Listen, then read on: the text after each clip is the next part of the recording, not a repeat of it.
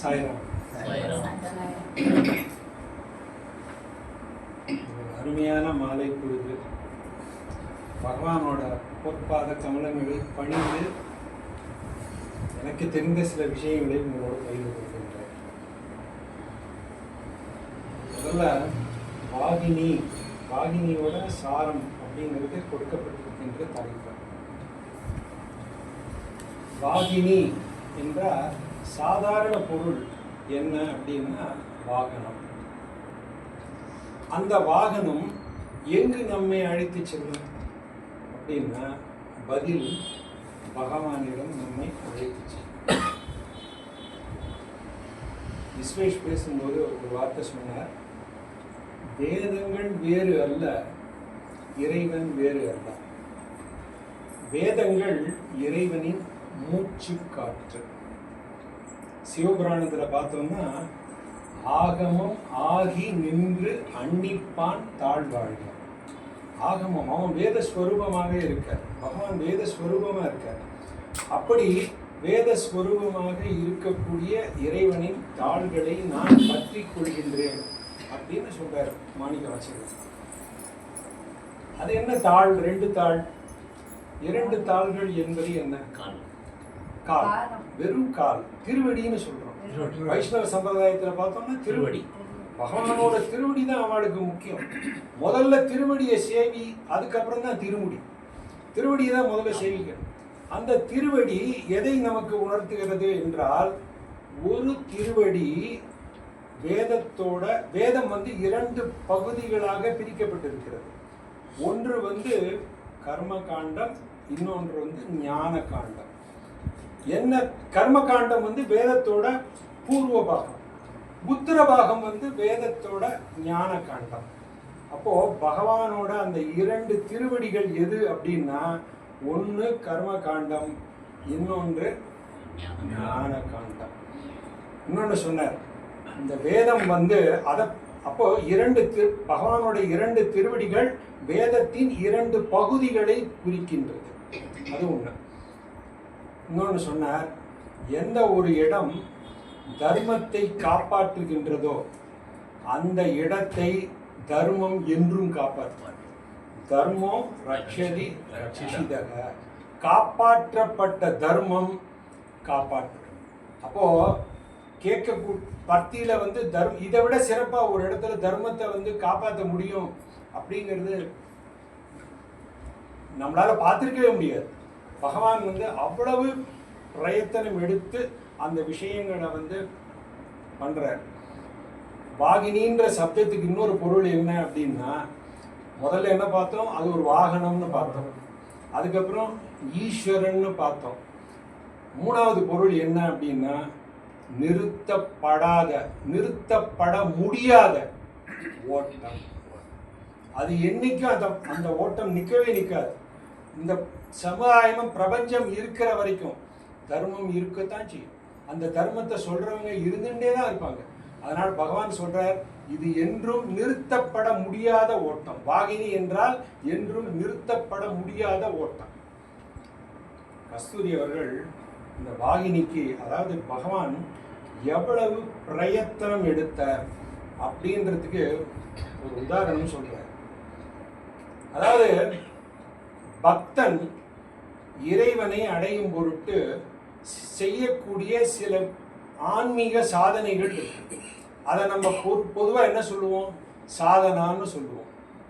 பூஜை பண்ணுவோம், பஜனை பண்ணுவோம், தியானம் பண்ணுவோம், அதுக்கப்புறம் மனனம் பண்ணுவோம், நல்ல விஷயங்கள்லாம் கேட்போம், சத் விஷயங்களை கேட்போம்.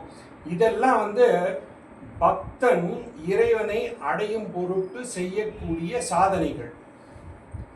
ஆனா அவர் சொல்றார், சுவாமி என்ன பண்ணுவாராம், எந்த ஊருக்கு போனாலும், எந்த வேலைகள் செய்து கொண்டிருந்தாலும், இது எப்படின்னா, இந்த வாகினி சீரீஸ் 1958 1984 வரைக்கும் சனாதன சாரதியில வந்த அந்த தொடர்களின் தொகுப்பு. அதை கஸ்தூரி அவர்கள் தான் அதை முதல்ல சுவாமி தெலுங்குல சொல்லுவார். ஆனால் இவரோட தாய்மொழி கன்னடம். அவர் தெலுங்குல சொல்லுவார். அதுக்கப்புறம் அதை இவர் தன்னோட கன்னடத்தில் உள்வாங்கிட்டு அதுக்கப்புறம் அதை ஆங்கிலத்தில் அதை மொழிபெயர்ப்பது வழக்கம். அப்போ இவர் என்ன சொல்றார், சுவாமி வந்து ஒரு வாரம் கூட தவறவே மாட்டாராம். அந்த சனாதன சாதி வரும்பொழுது இந்த விஷயத்தோட ரெடியாக இருப்பாராம் இந்த வாகினி சீரியஸை வந்து சொல்றதுக்காக. அப்போ இவர் என்ன சொல்றார், பக்தன் வந்து ஆன்மீக சாதனை பண்ணினா பகவானை அடையிறதுக்காக, ஞானத்தை தெரிஞ்சுக்கிறதுக்காகவும் பகவானை அடையிறதுக்காகவும் அவன் சில சாதனைகளை பண்ணான். ஆனால் சுவாமி அவர் ஒரு சாதனை பண்ணார். என்னன்னா, இந்த வேதத்தோட கருத்துக்கள் என் பக்தனிடம் போய் சேர வேண்டும். பகவான் செய்த சாதனை தான் இந்த வாகினி சீரீஸ்னு சொல்றார். பகவான் பக்தனை அடையும் பொருட்டு, அந்த வேதத்தின் கருத்துக்கள் பக்தனின் மனதில் பதியும் பொருட்டு அவர் எடுத்துக்கொண்ட முயற்சிகள் தான் வாகினின்னு சொன்னார். அதுதான் வாகனம், பகவானிடம் இருந்து நமக்கு வந்தது. எவ்வளவு பெரிய பாக்கியம். இப்ப இந்த ரதத்தை பார்க்கிறோம், அங்கிருந்து தானே நம்ம கிட்ட வந்திருக்கு, அவர் தானே வந்திருக்கு. அதே மாதிரி தான், அதாவது பிரேம வாகினி தான் அவர் எழுதின முதல் வாகினி. பிரேம வாகினிங்கிறது தான் சுவாமி எழுதின முதல் வாகினி. அப்போ வாகினி அப்படிங்கிற சப்தத்துக்கு எவ்வளவு ஒரு அழகான பொருள் கொடுக்கிறார் பாருங்க. அடுத்து ஒரு தரம் அவரே எழுதுறார். ஒரு தரம் சனாதன சாரதியில உபனிஷத் வாகினி எழுதிட்டு இருக்கார் சுவாமி. அன்றைக்கு அந்த மாசம் கொடுக்க வேண்டிய உபனிஷத் வாகினி வந்து கொஞ்சம் காலதாமதம் ஆயிட்டு இருக்கு. கஸ்தூரி அவர்கள் பகவான் கிட்ட கொஞ்சம் போய் சொல்றார், அது பப்ளிஷ் பண்ணணும், டயத்துக்கு வரணும் அப்படின்னு போய் சொல்றார். அந்த வாரம் அந்த மாதம் சுவாமி எழுத வேண்டிய தலைப்பு பிரகதாரண்யக உபனிஷத். ஆரண்யம்னா காடுன்னு அர்த்தம், பிரகத்துனா பெருசுன்னு அர்த்தம். இருக்கிற உபனிஷத்துலேயே மிகப்பெரிய உபனிஷத்து அதுதான். அதோட சாரத்தை எழுதி கொடுக்கணும்னு இவர் சொல்றார். அதுக்கு தாமதம் ஆகிட்டு இருக்குன்னு சொல்றார். சுவாமி கேட்டாராம், என்ன வேணும், அவ்வளோதானே. இவர் வந்து உட்கார்ந்தாராம். 40 நிமிஷம் வெச்ச பேனாவை எடுக்கல. 40 நிமிஷம் எந்த புக்கும் ரெஃபர் பண்ணல, யார்கிட்டையும் கேட்கல. 40 நிமிஷத்துல அந்த பிரகதாரண்ய உபனிஷத்தோட சாரத்தை எழுதி கையில் கொடுத்துட்டார். இப்போ பகவான் எவ்வளவு ஒரு பிரயத்தனம் எடுத்திருக்கிறார். ஒரு ஞான ஸ்வரூபமாக இருந்துட்டு அந்த வேதத்தோட கருத்துக்களை நமக்கு எளிமையாக சொல்லணும் அப்படின்னு அவர் எடுத்துக்கக்கூடிய முயற்சி எவ்வளவு. அப்போ நம்ம அதுக்கு பிரயத்தனப்பட வேண்டாமா? நம்ம கொஞ்சமான அந்த விஷயத்தை நம்ம வந்து தெரிஞ்சுக்க வேண்டாமா? பகவான் அதை தான் சொல்றார். அப்போ முதல்ல நம்ம பார்த்தோம் இந்த வேதத்தோட கர்ம காண்டம் ஒரு பகுதின்னு பார்த்தோம். இப்ப எல்லா உபநிஷத்துமே இந்த 2 விஷயத்துல பிரிச்சுடலாம். தர்மவாகினி இருக்கு, தியானவாகினி இருக்கு, ஞானவாகினி இருக்கு, சூத்திரவாகினி இருக்கு, சத்யசாயி வாகினின்னு ஒண்ணு இருக்கு. அப்போ இந்த வாகினிகள்லாம் பார்த்தீங்கன்னா 2 விதமா பிரிக்கலாம். ஒண்ணு வந்து கர்ம காண்டத்துல உள்ள இருக்கக்கூடிய வாகினிகள், அப்ப தர்மத்தை எப்படி அனுஷ்டானம் பண்ணணும் அது ஒரு வாகினிகள். அதுக்கப்புறம் சூத்திர வாகினி, ஞான வாகினி, அதெல்லாம் வந்து உபனிஷத், தன்னை எறிதல் அப்படின்னு வரக்கூடிய 2வது பக்கம். அப்போ இது 2த்துல பிரிச்சுடலாம். எல்லா வாகினியும் 2ஆ பிரிச்சுடலாம். இதுல இந்த சத்யசாயி வாகினிக்கு கூட ஒரு சிறப்பு. அதுக்கு முதல்ல என்ன பெயர்னா பாரதிய கலாச்சார வாகினின்னு பேர் இருக்கு. பாரதிய கலாச்சார வாகினி அதுதான் சத்யசாயி வாகினின்னு மாறினதுன்னாங்க. பாரதிய கலாச்சாரம் வேறு இல்லை, பகவானோட உபதேசம் வேறு இல்லை. எவ்வளவு ஒரு அழகா சொல்றாரு பாருங்க. அப்போ அந்த சத்யசாயி வாகினி மட்டும் அந்த மாதிரி ஒரு பெயர் இருந்தது. ஆனா அதை நம்ம சொல்றது சத்யசாயி வாகினின்னு சொல்றோம். அப்போ இந்த கர்மகாண்டம், வேதத்தோட கர்மகாண்டம் என்ன சொல்றது? எந்த செயலை செய்ய வேண்டும், எந்த செயலை செய்யக்கூடாது, அவ்வளவுதான். ரொம்ப சிம்பிள். Two's and don'ts. கடையில் போனோம்னா ஒரு மருந்து வாங்குறோம், அந்த மருந்தோடைய ஒரு துண்டு சீட்டு கொடுப்பான். இதை வந்து keep it in a cool place, இதை வந்து அப்ளை பண்ணாத, கண்ணுக்கிட்ட கொண்டு போகாத, ஏதோ ஒரு இன்ஸ்ட்ரக்ஷன் போட்டிருப்பான். நம்ம படிக்கவே மாட்டோம். அதுக்கப்புறம் மருந்து வேலை செய்யலன்னு சொல்லுவோம். அப்போ இந்த வேதத்தோட கர்ம காண்டம் இதை செய், இதை செய்யாதே, பகவானோட அந்த 9 கோட் ஆஃப் கான்டக்ட், இதை செய், அதை தான் சொல்றேன். இதை செய், இதை செய்யாதே, டூஸ் அண்ட் டோன்ட்ஸ், அதை தான் சொல்கிறது. திருக்குறளில் ஒரு அழகான குறள் உண்டு. அன்னைக்கு கண்ணன் கிட்ட சொல்லிட்டு இருந்தேன், எனக்கு இது ரொம்ப பிடிச்ச குறள் அப்படின்னு சொன்னார்.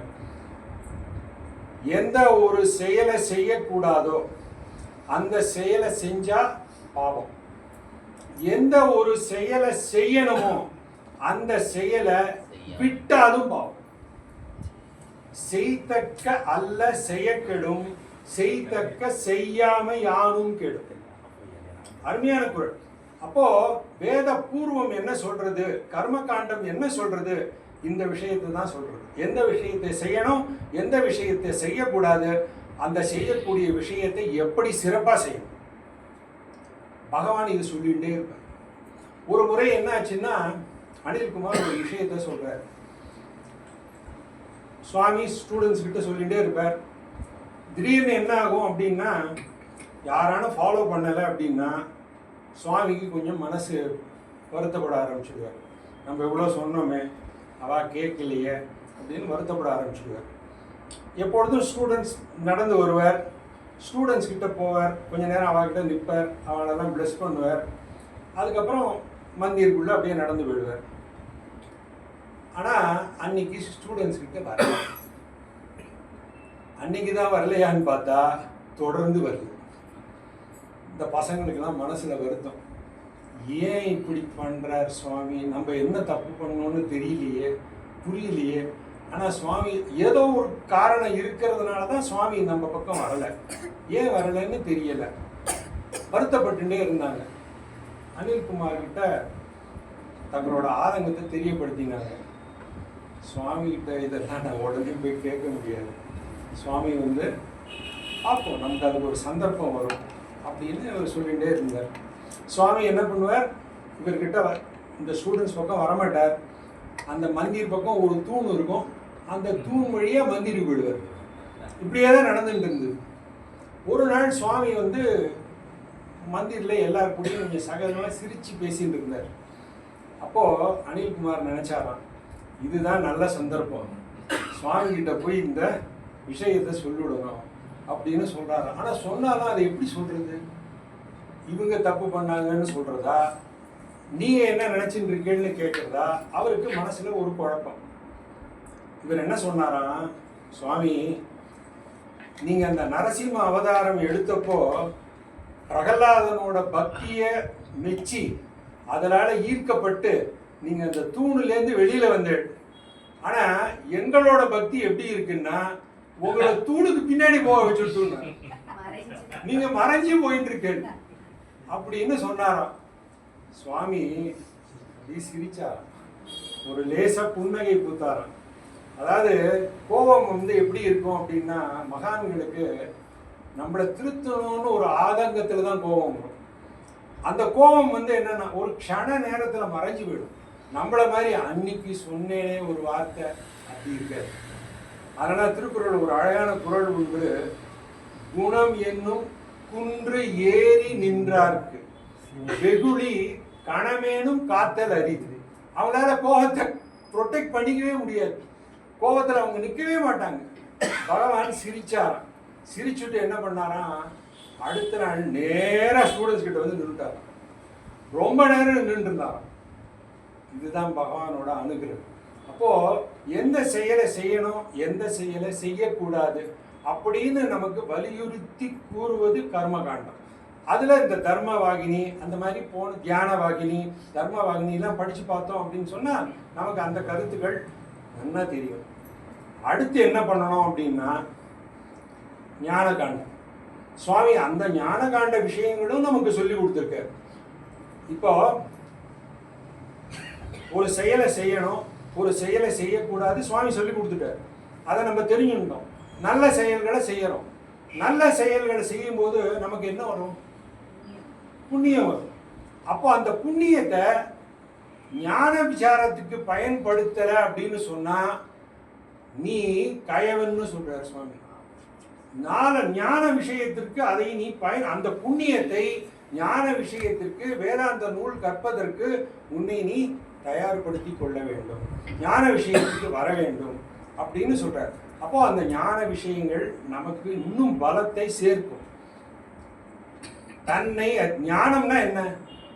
பகவான் சுவாமி வந்து சிம்பிளா சொல்லிடுறார், நான் வேறு அல்ல, நீ வேறு அல்ல, இரண்டும் ஒன்றே, உனக்கு எனக்கும் சிறிது கூட இடைவெளி கிடையாது. நீ நான் என்பதை மறந்து நாம் என்பதில் சங்கமிப்போம். அழகா ஒரே வார்த்தையில சொல்லிட்டார், நீ நான் என்பதை மறந்து நாம் என்பதில் சங்கமிப்போம். இதுக்கு ஒரு உதாரணமே சொன்னார். ஒரு அலை இருக்கு, கடல்னு ஒரு சொல் இருக்கு. அலை இருக்கு, கடல் இருக்கு. அலை வேறு, கடல் வேறு. ஆனா இது இரண்டிற்கும் ஆதாரமாக இருப்பது எது? நீர். நீர் இல்லைன்னா அலையும் இல்லை, கடலும் இல்லை. அப்போ இந்த அலையும் இந்த கடல் இரண்டுமே சொற்கள் தான், இருப்பது நீர் தான். சுவாமி அதை தான் சொல்றாரு, பிரம்மம் சத்தியம். அதை தான் மெயினா சொல்றாரு. உனக்கு எனக்கு வித்தியாசம் கிடையாது. நீ ஜீவாத்மா, நான் பரமாத்மா. ஜீவனையும் பரத்தையும் பிரிச்சுட்டேன்னா இருப்பது ஆத்மா ஒன்றே, அதை புரிந்து கொள். இதுதான் வேத அந்தத்தோட ஒரு கருத்து. இதுக்கு ஒரு உதாரணம் சொல்றேன் பாருங்க.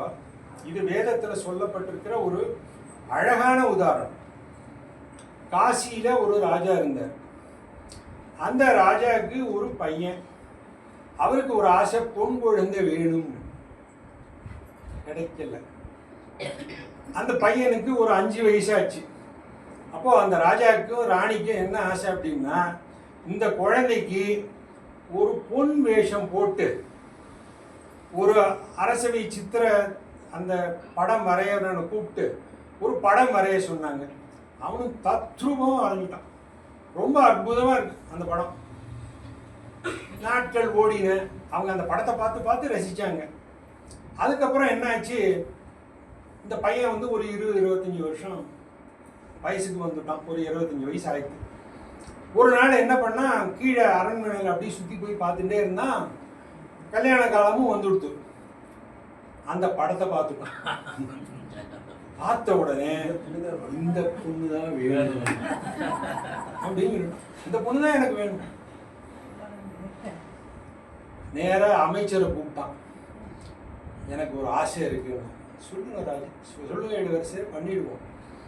எனக்கு வந்து அந்த ஒரு படம் பார்த்தேன், நம்ம அரண்மனையில் தான் அந்த பொண்ணு இருக்கு.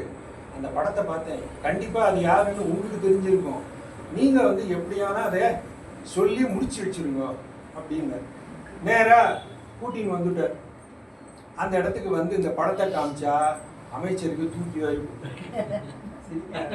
அவர் என்ன சொல்லுவார், நீதான் அப்படின்னு சொன்ன உடனே அவனுக்கு அடையணும்ன்ற ஒரு ஆர்வம் இருந்தது பாருங்க. அது அடங்கி போச்சு. சுவாமி இதுதான் ஞானகண்டம். சுவாமி சொல்றார், நீ எந்த பொருளை புறத்தில் தேடிக் கொண்டிருக்கின்றாயோ அந்த பொருள் உன்னிடமே இருக்கிறது. அதை புரிந்து அதுதான் நான்.